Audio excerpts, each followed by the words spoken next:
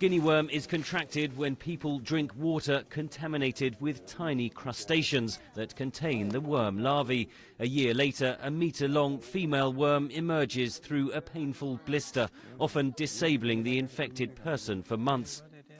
British scientist Brian Greenwood first came across Guinea worm in the 1970s when working in northern Nigeria. He says little was known about the disease, despite millions suffering from it across Africa and India. People are much more concerned with malaria and other bilharzia and other tropical infections. And part of the reason was that these people were so disabled they never got to the clinic or the hospital, so that if you looked in hospital records, you didn't see this as a big problem.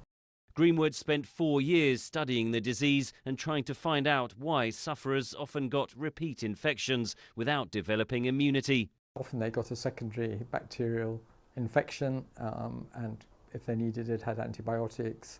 Then we extracted some of the worms and the traditional way is winding them out on a matchstick just gradually, and the problem is if the worm then snapped inside then they got a very severe reaction.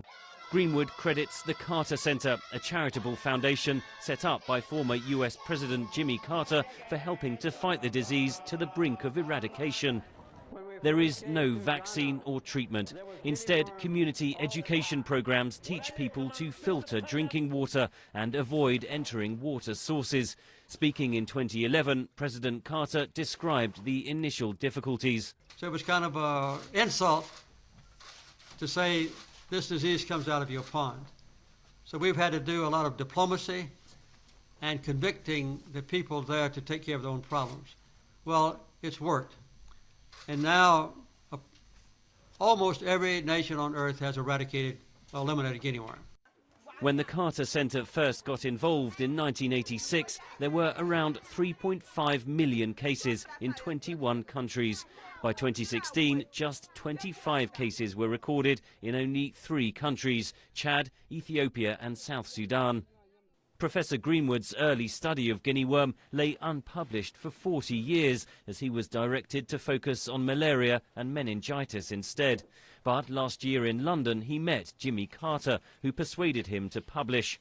I hope that we have been able to document what a horrible disease this was. I mean, it really was very, very serious, and it's really important that people realise that. And if we do get eradication in the next year or two, which I hope will be the case, that this really is seen not just to be a minor thing, but to be a really very important public health triumph.